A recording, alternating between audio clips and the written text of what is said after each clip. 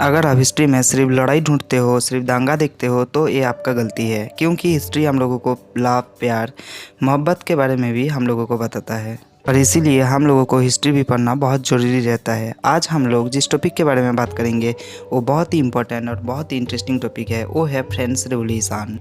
सबसे पहले हम लोगों को रेवोल्यूशन का मतलब समझना बहुत ज़रूरी है। बहुत कम समय में बहुत ज़्यादा पीपल जब एक साथ गैदर्ड होकर किसी पॉलिटिकल पावर को या पॉलिटिकल ऑर्गेनाइजेशन को चेंज करने के लिए डिमांड करते हैं, इसी सिचुएशन को हम लोग बोलते हैं रेवोल्यूशन। हिस्ट्री में किसी भी टाइप का रेवोल्यूशन के लिए कुछ इंपॉर्टेंट फैक्टर काम करता है, जैसे social factor, economic factor, political factor. France में ऐसा कुछ social, economic and political factor responsible था फ्रेंच रेवोल्यूशन के लिए। सबसे पहले हम लोग बात करेंगे पॉलिटिकल कॉजेस के बारे में। नंबर 1, मोनार्की सिस्टम, मतलब उस टाइम राजा का ही शासन सब कुछ था। उस टाइम फ्रांस में लुइस 14 खुद को बोलता था आई एम द स्टेट, जो जनरल पीपल के लिए बहुत क्रिटिकल कंडीशन ओरिजिन हुआ था। On the another hand Louis 16 नाम पर जो राजा था वो खुद को बोलता था रिप्रेजेंटेटिव ऑफ गॉड, इसलिए जनरल पीपल के ऊपर किसी भी टाइप का रूल रेगुलेशन वो लेकर आता था, जो जनरल पीपल के लिए बहुत क्रिटिकल कंडीशन क्रिएट करता था।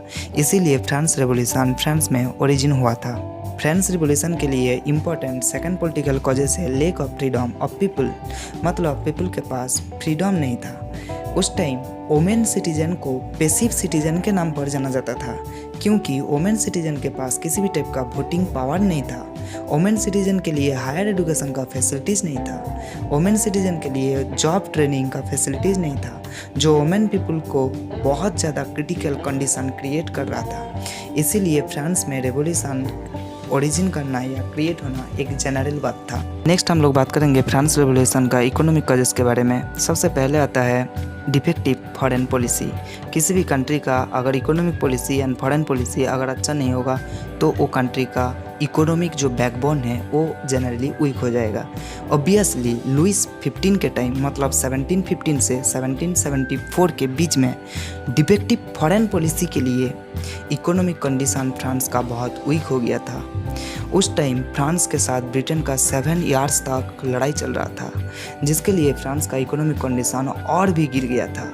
और इस रॉन्ग टाइप का इकोनॉमिक पॉलिसी के लिए फ्रांस का पीपल के पास जॉब नहीं था, फ्रेंच पीपल के पास पैसा नहीं था, जो रेवोल्यूशन को और भी आगे बढ़ाने के लिए मदद किया था।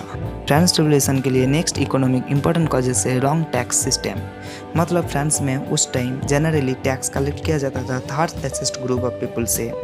ये tax system direct tax system था, जिसको हम लोग टेली के नाम पर जानते हैं। इसी टैक्स सिस्टम के लिए जनरल पीपल का जो लाइफ स्टाइल था, उस लाइफ स्टाइल में बहुत बैड इफेक्ट क्रिएट हुआ था।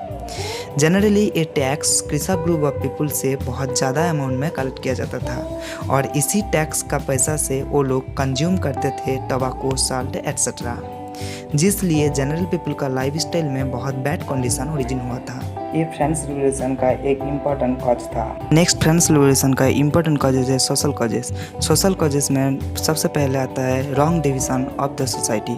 उस टाइम का फ्रेंच का सोसाइटी टोटल 3 कैटेगरी में डिवाइड था, first asset, second asset and third asset. First asset में क्लेरिजी थे, मतलब जो चर्च का फंक्शन को देखभाल करते थे। उस टाइम चर्च के लिए वो लोग एग्रीकल्चर प्रोड्यूसर से 1/10 क्रॉप को डिमांड करते थे, मतलब फार्मर से वो लोग टैक्स को कलेक्ट करते थे।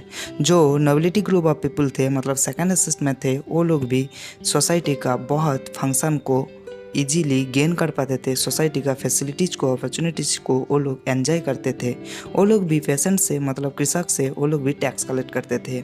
लेकिन जो थर्ड ग्रुप ऑफ पीपल थे, जो थर्ड एसेट थे, उन लोगों को डायरेक्ट एंड इनडायरेक्ट टैक्स पे करना पड़ता था, मतलब किसान वर्गों को बहुत ज़्यादा टैक्स पे करना पड़ता था अपार 2 क्लास ग्रुप ऑफ पीपल के लिए, जो किसान वर्गों के लिए बहुत ज़्यादा क्रिटिकल कंडीशन ओरिजिन हुआ था।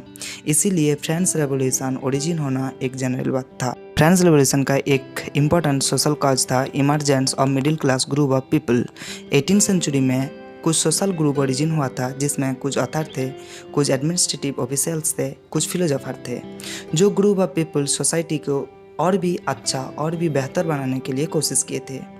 जनरली इस फिलोसोफर में मोंटेस्क्यू, रूसो इम्पोर्टेंट इस middle class group of people general people के बीच में ये स्प्रेड कर दिए थे पीपल के फ्रीडम के बारे में, पीपल के राइट के बारे में, पीपल के इक्वलिटी के बारे में, पीपल को सोसाइटी में रहने के लिए अपॉर्चुनिटीज़ के बारे में, और उन लोगों को ये सब अपॉर्चुनिटीज़ से, फ्रीडम से कैसे दूर हटाया जा रहा है, ये सब चीज़ को जैसे सोसाइटी में ये लोग स्प्रेड कर दिए थे, जिसके थ्रू फ्रेंड्स में जनरल पीपल को सोसाइटी का कंडीशन के बारे में, रियल कंडीशन के बारे में पता चल गया था, जिसके थ्रू फ्रेंड्स में रिवोल्यूशन ओरिजिन हुआ था।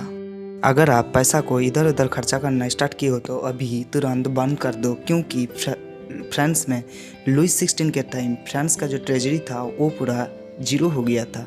इस वीडियो में हम लोग बात करेंगे लुई 16 के टाइम फ्रांस का ट्रेजरी क्यों जीरो हो गया था। लुई 16 मतलब 1774 से 1791, इस टाइम के बीच में लुई 16 शादी किया था मेरी से। तो उस टाइम पैलेस को मेंटेनेंस करना मतलब किंग कोर्ट को मेंटेनेंस करना भी बहुत ज़रूरी था, इसलिए मनी को इन्वेस्ट करना पड़ता था, इसलिए फ्रांस का ट्रेजरी भी खाली हो गया था। नेक्स्ट वजह से for the love of Aires, France उस टाइम आयर्स को जोत को बहुत ज़्यादा प्यार करता था लगता है। उस टाइम लुई 16 ब्रिटेन से अमेरिकन कुछ कॉलोनीज़ को अलग करने के लिए, फ्रीडम दिलाने के लिए बहुत ज़्यादा मनी इन्वेस्ट करना पड़ा था। लुई 16 आयर के थ्रू उस 16 कॉलोनीज़ को अलग किए थे ब्रिटेन से, जिसके लिए बहुत ज़्यादा मनी को फाइनेंशियल प्रॉब्लम आया था। नेक्स्ट कॉज है रॉन्ग टैक्स सिस्टम। हम लोगों को पता है फ्रांस में जो टैक्स कलेक्ट किया जाता था वो generally third class group of people से कलेक्ट किया जाता था, generally middle class group of people से कलेक्ट किया जाता था। वो डायरेक्ट टैक्स और इनडायरेक्ट टैक्स था। ऑन द अदर हैंड जो अपर दो क्लास ग्रुप ऑफ पीपल थे उन लोगों से टैक्स नहीं लिया जाता था, जिसके लिए फ्रांस में जो ट्रेजरी था वो जीरो हो गया था। नेक्स्ट है हाई अमाउंट ऑफ इंटरेस्ट। उस टाइम जो लेंडर्स लोग थे वो गवर्नमेंट को मतलब फ्रांस का किंग को जो लोन देते थे वो लोन में 10% इंटरेस्ट लेते थे।